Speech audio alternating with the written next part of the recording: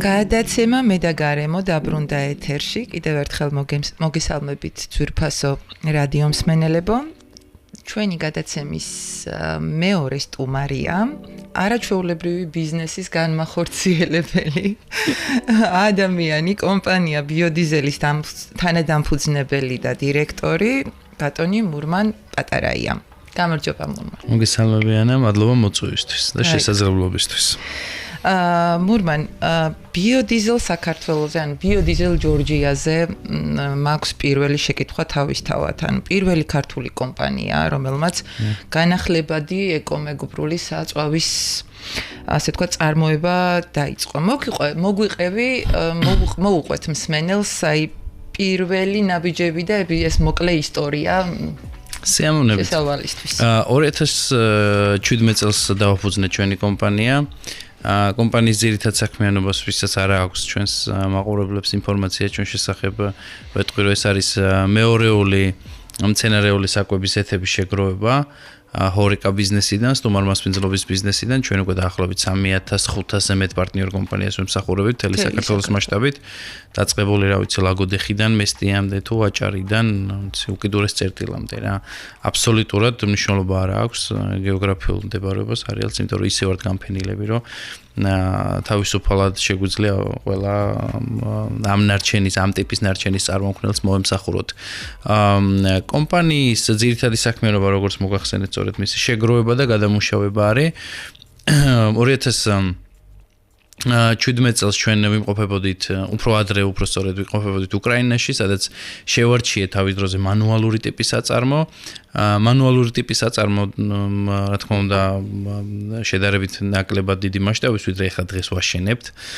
შევარჩიეთ შეგნებულად გამომდინარე იქიდან, რომ წარმოების პროცესი, მისი ქიმია, ფიზიკა და ასე შემდეგ დეტალები ჩვენთვის გააზრებული ყოფილიყო და არა უბრალოდ რაღაცა ეკრანზე აკრეფით რაღაცა კომბინაციით დაგვემუშავებინა პროცესი. ანუ ამას ხას უსვამ, იმიტომ რომ ეხლა რომ დაახლოებით 7 წლის წინანდელ გადაწყვეტილებას გადავხედოთ, დიახ ეს სწორი იყო, გამომდინარე იქიდან უკვე გააზრებული გვაქვს, რას ვაკეთებთ, როგორ ვაკეთებთ, რანაირად ვაკეთებთ და 7 წლის თავზე უკვე ახალ გადამამუშავებელ საწარმოს შენებლობა დავიწყეთ, აღებული გვაქვს გარემოზე ზემოქმედების შეფასება, აღებული გვაქვს სამშენებლო ნებართვები, ყველა დოკუმენტურად დაწყებული გვაქვს და კომუნიკაციები შეყვანილი გვაქვს კონკრეტულ ტერიტორიაზე და უკვე სამშენებლო პროცედურები შეიძლება ითქვას, რომ აქტიურ ფაზაში ძალიან მალე გადავამოწმოთ. ანუ გაფართოების ეს უფრო ვიტყოდი მხოლოდ გაფართოება არ არის, ეს იქნება ახალი სიტყვა ზოგადად რეგიონში, მე ამას არ განვიხილავ საქართველოს მასშტაბით. უკვე იყო ბიოდიზელი ახალი სიტყვა და ანუ მეორე დიდ ახალ სიტყვას ველოდებით. კი ბატონო, იმიტომ რომ ეს არის გადამამუშავებელი, რომელსაც საშუალება ექნება 5000 მეტრულ ტონაზე მეტი გადამამუშავოს წლის ჭრილში და ეს პატარა ციფრი არ არის. ჩვენ აღნიშნული ნედლეული საქართველოში არ მოგვეპოვება, ამიტომ ჩვენ აქტიურად დავიწყეთ მუშაობა მანამ სანამ ქარხანა აშენდებოდა.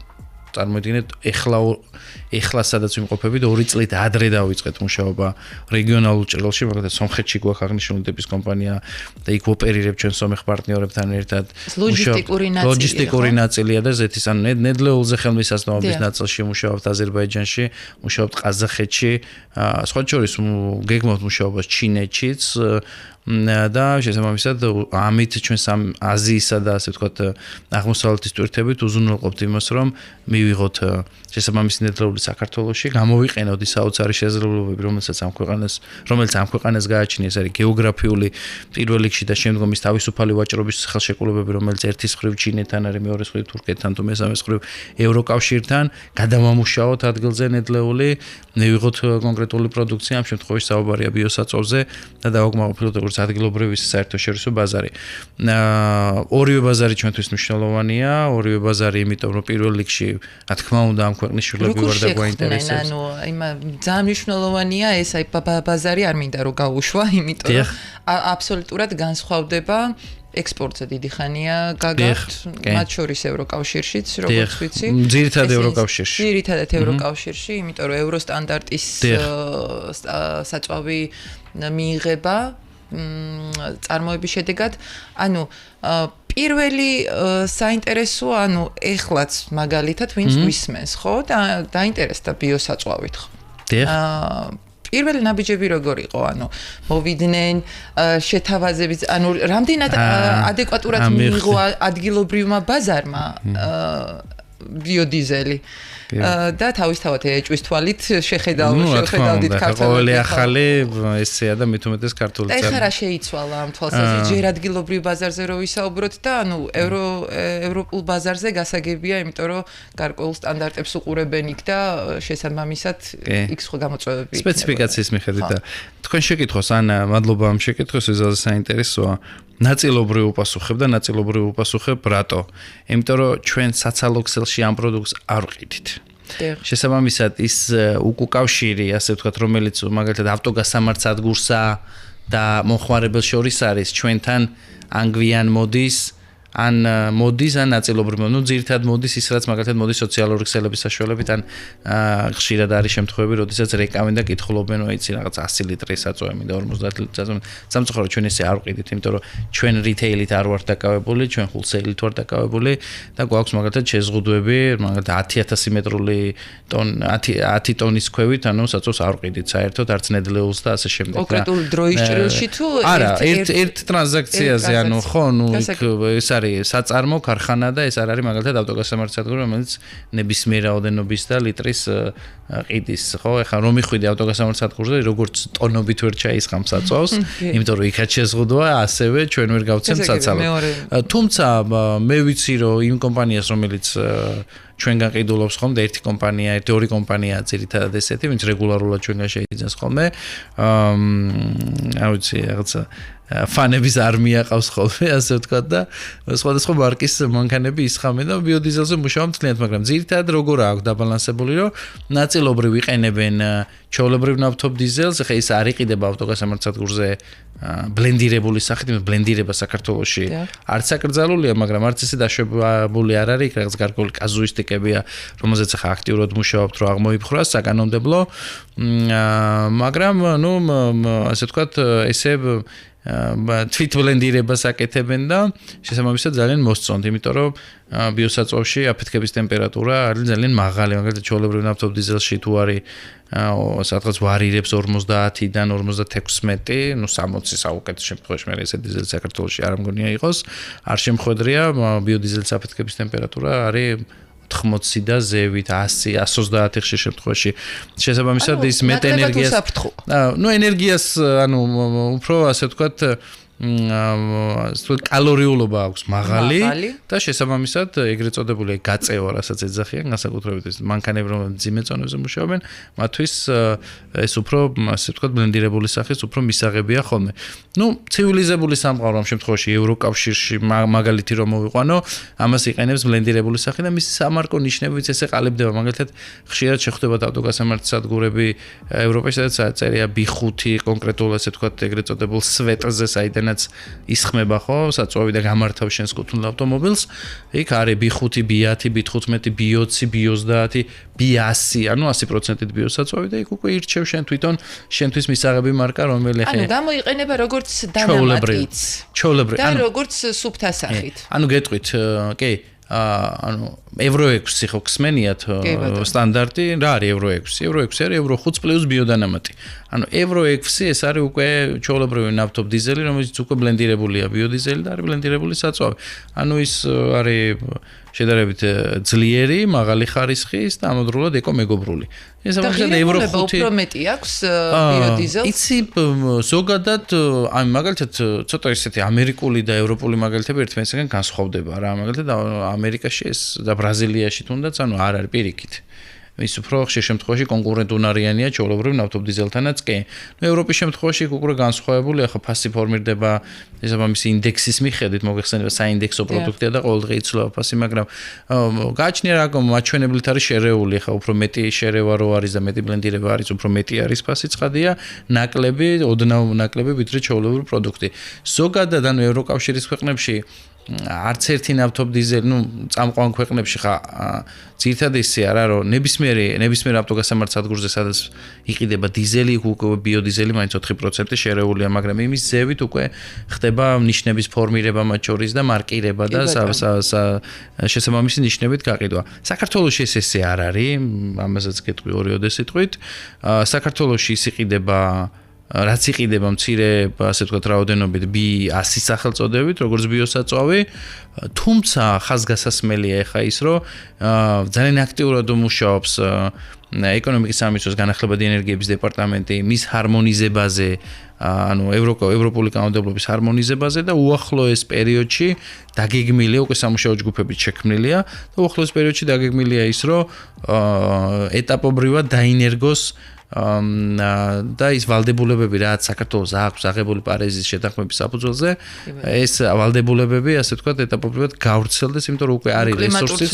რა თქმა უნდა, აქ საუბარია იმისში, რომ ტრანსპორტის განახლებადი ენერგიის წვლილი ტრანსპორტის ჭრილში, კონკრეტულად ბიოსაწვავის მიმართულებით, უნდა გაიზარდოს. ჯამური არის სადღაც 13%-მდე, როგორც მახსოვს თუ არ ვცდები და კონკრეტული ბიოსაწვავის, ანუ აქ იქნება ქარი, ელექტროდენი და ასე შემდეგ, მაგრამ კონკრეტულად ბიოსაწვავის 3%-მდე არის და ეს უკვე სტარტისთვის 2-3%-ის გახილვა სავსებით მისაღებია, პლუს ამას დაემატება დარწმუნებული ვარ მუნიციპალური მუნიციპალურ ავტოტრანსპორტში დანერგვა, იმიტომ რომ მე ვფიქრობ, რომ სახელმწიფომ და ზოგადად მუნიციპალიტეტებმა მაგალითი უნდა მისცეს ამ შემთხვევაში კერძო სექტორს და კერძო სექტორის დარწმუნებული რომ აიტაცებს კი არა, უკვე არაერთი მაგალითად ბანკებს დაურეკავს, რომ ჩვენ მანქანებში გვინდა ეკო გადაწყვეტილება მივიღეთ და მოდი ახლა დავნერგავთ ეს, მაგრამ ხშირად მირეკავენ ხოლმე, მაგრამ სამწუხაროდ ჩვენ ესე ავტოგასამართ სადგურზე უნდათ მათ ამ სერვისის მიღება ბუნებრივია, იმიტომ რომ ჭირდებათ ბარათები, ჭირდებათ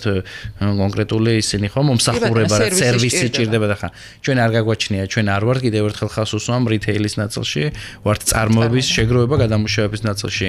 თუ ოდესმე ჩავერთვეთ ამ ნაწილში, კი ბატონო, რა თქმა უნდა, სერვისი გვექნება. გავაკეთებ აქცენტს. თავისთავად მთელ საქართველოში გაქვთ თქვენი ლოჯისტიკური ქსელი, აგროვებთ. მაგრამ რა თქმა უნდა კიდევ იქნება თუნდაც პატარა, არ ვიცი, კაფეები, ასე შემდეგ. ანუ ვინც გვისმენს, ვინც შემდეგ გვიყურებს, სოციალური ქსელი იქნება YouTube-ი თუ ასე შემდეგ. და აქვს ასეთი არც პატარა კაფე, რესტორანი რეგიონში თუ თბილისში და ასე შემდეგ, რომელიც არ არის ჩართული თქვენს ლოჯისტიკურ შეიძლება იყოს ესეთი. შესაძლოა იყოს. იმიტომ რომ რაღაცა ახალი გახსნი. ანუ როგორ უნდა მოიქცეს? უნდა დაგიკავშირდეთ თქვენ? ბიოდიზელს უნდა დაუკავშირდეს? რა თქმა უნდა, უმჯობესია რომ დაუკავშირდეს ბიოდიზელი ჯორჯიას, ჩვენ აქ ასე ვთქვათ, მარტივად საპოვნელები ვართ, გონდელ ინტერნეტ სამყაროს საშუალებით, ძალიან აქტიურები ვართ ზოგადად სოციალურ ქსელზე, გვაქვს ჩვენი ვებგვერდი, თუმცა ყოველთვის ვაკეთებთ ეგრეთ წოდებულ მეფინგებს და გულისხმობს იმას, რომ არ ველოდებით აქეთ მომართვიანობას. ჩვენ მივდივართ იქით, გვაქვს კონკრეტული ტერიტორიები დარაიონებული, მთელი საქართველოს მასშტაბით, რა თქმა უნდა. და დედაქალაქიდან დაწყებული რეგიონების მასშტაბით ვაკეთებთ ეგრეთ წოდებულ მეფინგებს ყოველ 2-3 თვეში ერთხელ. იქ ძალიან ხშირად ხდება, განსაკუთრებით ზღვისპირა რეგიონში და განსაკუთრებით ტურისტულად აქტიურ ადგილებში, რომ რაღაცა იკეთება, რაღაცა იხსნება და მას ჭირდება, მათ ავიღაზეს აქვს ინფორმაცია, ვიღაზეს არ აქვს. გვაქვს სპეციალური სტიკერები, რომელსაც ვარიგებთ, გვაქვს სპეციალური ეგრეთ წოდებული მაგნიტები, რომელსაც ასე ვუტოვებთ და აქ ბევრ სხვადასხვა სახით ვაწვდით, ასე ვთქვათ, ინფორმაციას იმის შესახებ, რომ რაც შეიძლება მარტივად გვიპოვონ, რაც შეიძლება მარტივად ჩვენი ტელეფონი იყოს ხელმისაწვდომი და შეიძლება სწრაფად მოემსახუროთ. კი ბატონო.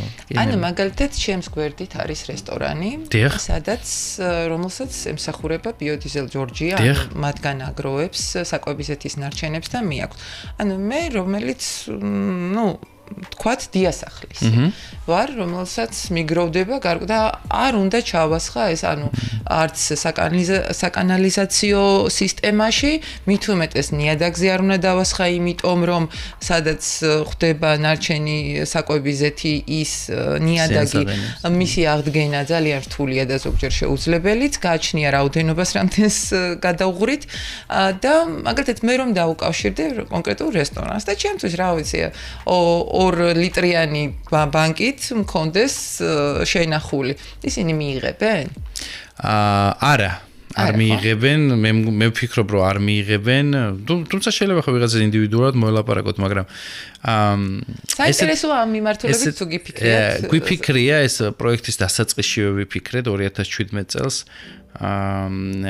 ჩვენი გუნდის წევრი, ერთ-ერთი მნიშვნელოვანი გუნდის წევრი, ჩვენი სამეცნიერო ხელმძღვანელი ბატონი კახა ქარჩხაძე იმყოფებოდა ქალაქ გრაცში, სანამ ეს პროექტი ჩაეშვებოდა, ეს ბიოდიზელის დამფუძნებელთან და გამომგონებელთან და ეგრეთ მამაწოდებულთან მარტინ მითელბახთან სტუმრად ავსტრიაში ქალაქ გრაცში და იქიდან თავი ჟურნალისტებთან ერთად იყო დროების სიუჟეტი იყო ეს სიუჟეტი ხაც ხელმისაწვდომია ჩვენს YouTube channel-ზე და საკმაოდ კარგი საინტერესო სიუჟეტი ქალაქი გრაცი არის აი მაგალითი არ ვიცი 64 ზოგადად ამ ბიოსაწვავის მიმართულებით მთელი მუნიციპალური ტრანსპორტი სუფთა ბიოდიზელზე დადის რა და იქ ესეთი კამპანია იყო ჩატარებული კახა მიყვებოდა ტაფიდან ავზში ესეთი მით გამოთქმით და მე ისტორიას მიყვებოდა თუ როგორ მაგალითად ამ კამპანიამ კარგად იმუშავა მოსახლეობაში და ეს მოსახლეობა მე აბარებდა აქტიურად და ევროპაში ჩვეულებრივი კულტურის ნაწილი ხა გასაკვირი აფერი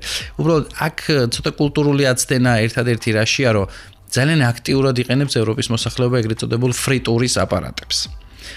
ის ოჯახში როგორც ჩვენთან არის ჩანგალი დანა თუ ტაფა ისე გამოიყენება. ანუ ჩვეულებრივი ატრიბუტია რა. ის კულტურა საქართველოში რეალურად არ გვაქვს. და ამ ფრიტურის აპარატში რომ ფრიტურის აპარატი რომ გამოიყენო ჩართო მინიმუმ უნდა გამოიყენო 3 ლიტრი ზეთი, ნუ იმის ზევით 5-10 და ასე შემდეგ და შესაბამისად ის ერთხელ გამოყენების შემდეგ უნდა გადაიყენონ დიდი რაოდენობით რჩება ის აპარატში რა. განსხვავებით ტაფისგან, სადაც ასე თქვა დიასახლისებს არ შეიძლება ეს, თუმცა მე ბევრი მსმენია რომ დაურეკავთ რომ ეხლა რაღაცა 2 ლიტრი შევაგროვე და სად მოვიტანო და უცებ გაგვიშვია ჩვენი ლოჯისტიკის გუნდი ხა ასეთ ზარს როგორ გაუშვებდით, ნუ რაღაცა ეკომეგობრული ადამიანები ხო ძალიან ბევრია მადლობა ღმერთ ჩვენ ქვეყანაში და ყოფილა ესეთ შემთხვევები. თუმცა ანა გეგმავთ, ანუ 2017 წლიდან გადავწყვიტეთ რომ მოდი დავიწყოთ ჯერ მოვიცვათ სრულად ბიზნესი, ეს არ ყოფილა იავარდით მოფენილი გზა, იმიტომ რომ ჯერ კიდევაც დაბალი სოციალური პასუხისმგებლობის კომპანიები გვყავს, ეგრეთ ურჩ კომპანიებს ვეძახით, რომლებიც ცდილობენ რომ კანონს თავი არიდონ, პასუხისმგებლობას თავი არიდონ და ანუ მარტივი გზა არის, ხა დახქვეშ ვიღაცას გაურიგდი, ავდექი და სიტყვაზე რატო ჩავაბარო მურმანს რაღაცა X-თან ხად, როცა XY-ს ვიღაცა იხდის შავ ბაზარზე, ხო? ეხლა შავ ბაზართან პირდაპირ კეთილ ჭიდაობას არ ვაპირებ, თეთრი ბაზარი არასდროს არ იბრძვის შავ ბაზართან ფინანსებით, იმიტომ რომ ვერასდროს ვერ მოერები. მის ერთადერთი გამოსავალი არის რეგულაცია და მთელი იდეა მდგომარეობს იმაში, რომ ვიმუშაოთ ცნობიერების ამაღლების კუთხით, ვიმუშაოთ რეგულაციის ნაწილში. მე მადლობა მინდა გადავხადო ვისარგებლო შემთხვევით საქართველოს გარემოს დაცვისა და სოფლის მეურნეობის სამინისტროს, იმიტომ რომ 2022 წლის 1 იანვრიდან ჰორეკა ბიზნეს დაევალა, რომ ეს საკვები ისეთი უნდა ჩაებარო სერტიფიცირებულ საწარმოებს. და სხვა შორის ამ დადგენილების ამუშავება, მე 600 მეხუთე დადგენილების ამუშავება ძალიან გარდამტეხი როლი ითამაშა, ნუ რა თქმა უნდა გეპები არის ახსოვების მექანიზმებში რაღაც, მაგრამ ეს ძალიან დიდი ნაბიჯი იყო, ეს იყო რა ვიცი, ირმის ნახტომი ამ ბიზნესში და უკვე რა ვიცი, ყველა მიცის თითქმის ჩვენი კომპანიის არსებობის შესახებ, ამ სერვისის და ამ მომსახურების შესახებ. თუმცა რო ხასოსვა არიან კომპანიები, ვინც თავს არიდებენ, მაგრამ დარწმუნებული ვარ, რაღაც რუსეთის ეროვნულ სააგენტოც მაქსიმალურად ეცდება და მუშაობს და ცდილობს კიდეც, რომ აღსრულების მექანიზმებშიც ისეთივე ასე ვთქვათ მიყვეს პროცესს, როგორც ეს საკანონმდებლო ნაწილში არის ასახული. ეხლა უახლოეს პერიოდში მოხდება ერთი მნიშვნელოვანი რამ, რაც აი პირდაპირ მებუნია საზოგადოებრივ ჯანდაცვაზე და ეს მინდა რომ უბრალოდ იცოდეთ. ხშირად ხუმრობ ხოლმე რომ აი ყველა სამზარეულო ვიცით ისეთი ბიზნესი გვაქვს და ვიცით სად უნდა ვიკვებოდო ასე ვთქვათ ამ კალათში და ხშირად ჩვენამდე ზეთი მოსულა რომ ბიოდიზელისთვისაც კი ვერ გამოდგებოდა აი იმდენად და რომ თანამშრომლებს ვაკითხინე. გადამუშავებას რომ არ ექვემდებარებოდა. ხო, არ ექვემდებარებოდა გადამუშავებას. თანამშრომლებს ვაკითხინე, მეთქი ფულოს როდის შეცვალე თქო რა ეს.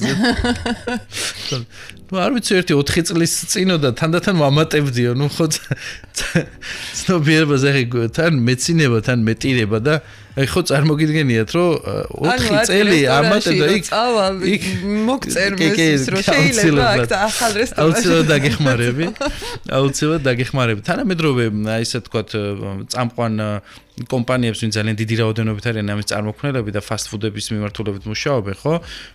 იმათ ისეთი აპარატები აქვთ, რომ ის სიგნალს იძლევა რა, როცა რაღაცა გარკვეულ ზღვრამდე მივა ის მჟავიანობის დონე, ეძეუნება რომ ეგ გამომცვალე ხა და შესაბამისად ძალიან მარტივია, ზარი შემოდის ჩვენთან, კი, მისი სიცოცხლის უნარიანობა უკვე დაქვეით და შემდგომ იცვლება და ესე მიდის პროცესი, ამიტომ ეხლა უკვე სურსათიარულო სააგენტოს უახლოეს პერიოდში ჩემი ინფორმაციით ექნება სპეციალური მოწყობილობები, pH მეტრები ეგრეთ წოდებული და ის ასე ვთქვათ, როდესაც შემოწმების დროს მივა კონკრეტული ოპერატორი, იქვე ჩაუზომავს და იქით მიხვდება ეს ექვემდებარება თუ არა იმ ნორმებს, რა ნორმებიც არსებობს. მოკლედ, მე გარკვეული წყაროებიდან ვიცი თქვენი გარკვეული სამომავლო მიზნების შესახებ, გარდა ბიოდიზელისა ეს გუნდი, რომელიც ბიოდიზელს ასე ვთქვათ მართავს.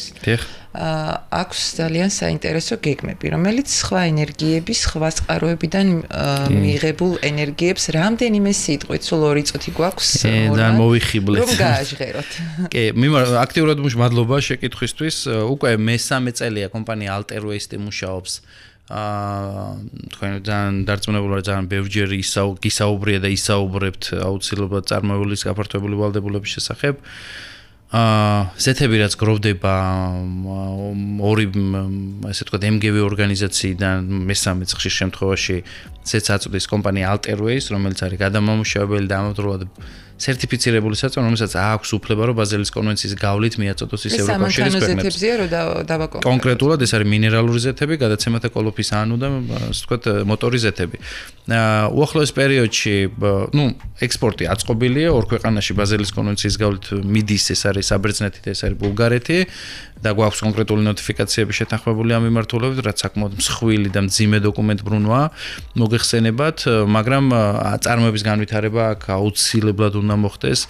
უახლოეს პერიოდში ვგეგმავთ, რომ აწარმოებს საქართველოს ფარგლებში დიდი გადამამუშავებელი საწარმო დავაფუძნოთ საქართველოში, რომელიც ასევე მაქსიმალურად საქართველოში არსებულ რესურსებს მოემსახურება და იქიდან შეიქმნება ისეთი პროდუქტები, როგორც არის შუალედური პროდუქტები, SNS50 და საბოლოო ლუბრიკანტები, ეს რომ მოკლედ გითხრა. და ამაზე მუშაობთ აქტიურად, ანუ ნაწილობრივ მუშავდება ხაზი რო გაუსვა და ექსპორტზე გადის. თუმცა სრულ დამუშავებაზე მიდის აქცენტი და ამაზე ხარდაჭერის მექანიზმებზე, ასე ვთქვათ, მუშაობ ძალიან აქტიურად. საბოლოო პროდუქტის მიღებაზე. რა თქმა უნდა და ჩავანაცვლოთ ის ბაზრები, როგორც ამაგდეთ, თუნდაც ირანული ბაზარი და გვაქვს უკეთესი ხარისხის ზეთი ვიდრე დამერწმუნეთ ვიდრე ირანულ ნაწილში. ბიოგაზის მიმართულებით მუშაობთ მე-3 წელია, ეს საკმაოდ ძიმე ინდუსტრიაა, ეს გულისხმობს ორგანული ენარჩენების გადამუშავებას და ელექტროენერგიის მიღებას, ეს არის მაგალითად იგივე კვების ნარჩენები, ეს არის ნარჩენები, რომლებიც ორგანულია მხოლოდ, ეს არის მაგალითად საკონსერვოების, რძის გადამამუშავებელი, ლუდის გადამამუშავებელი, ღვინის გადამამუშავებელი ნარჩენები და ნაკელი. საიდანაც უნდა მოხდეს, ნაკელი საქართველოში არ იმართება რა. და ესეც საკმაოდ მნიშვნელოვანი პრობლემაა, იმიტომ რომ ეს არის ერთ-ერთი გამავრცელებელი სხვადასხვა დაავადებების, ანუ ევროპაში მაგალითად ნაკელი პირდაპირ ნიადაგში არ შეაქვთ რა, ან კომპოსტის სახით შეაქვთ ბიოგაზის გადამუშავების შემდეგ რაც რჩება, ან 80 დღეის მოცდის რეჟიმშია მემბრანაზე სპეციალურად არ გაიჟონოს და შემდგომ მიდის მხოლოდ გადამუშავებაზე, ნაცვლად საქართველოში, რომელიც რა ვიცი, ფერმიდან პირდაპირ შედის ნიადაგში. წყაროა ნაკელი ერთ-ერთი ძალიან სწორედ ამას გულისხმობს ეს ემისია მოიხსნას, ბიოგაზი ავიღოთ ამ ნაკელიდან და შემდგომ უკვე ეს იკარგება დღეს ჰაერში მიდის, რატო უნდა დაიკარგოს? საქართველოში ეს ინდუსტრია არ არსებობს და მოკლედ ძალიან აქტიურად მუშაობთ ამასთან დაკავშირებით, გვაქვს კონკრეტული შედეგები და ესეც მივიდა, რაც ყველაზე მთავარია სასაკლაოს ნარჩენები, რომელიც საქართველოში ასევე არ იმართება. მოგეხსენებათ რა მდგომარეობა ამ კუთხით და მაქსიმალურად ვცდილობთ სახელმწიფოსთან ერთად კმედითი ნაბიჯები გადავდგათ იმისათვის, რომ უახლოეს პერიოდში ხას უსვამ მოხდეს ამ ნარჩენის მართვა ევროპული სტანდარტის შესაბამისად. ეს არის ძირითადად ის გეგმები, რაზეც ის პროექტები, რომელიც ჩვენს პორტფელშია გარდა ბიოდიზელის ახალი ქარხნის მშენებლობისა. უღრმესი მადლობა. მადლობა მოწვევისთვის. საუბრისთვის. მადლობა და აუცილებლად კიდევ შევხვდებით. სიამოვნებით გეწვევით ნებისმიერ დროს. იმიტომ რომ ისეთი სამომავლო გეგმები გვაქვს, რომ მე და გარემოში ეს უნდა განვიხილოთ. სიამოვნებით. დროებით ძვირფასო რადიო მსმენელებო, გემშვიდობებათ მე და გარემო, შემდეგ 4 შაბათამდე. მადლობა ყურადღებისთვის.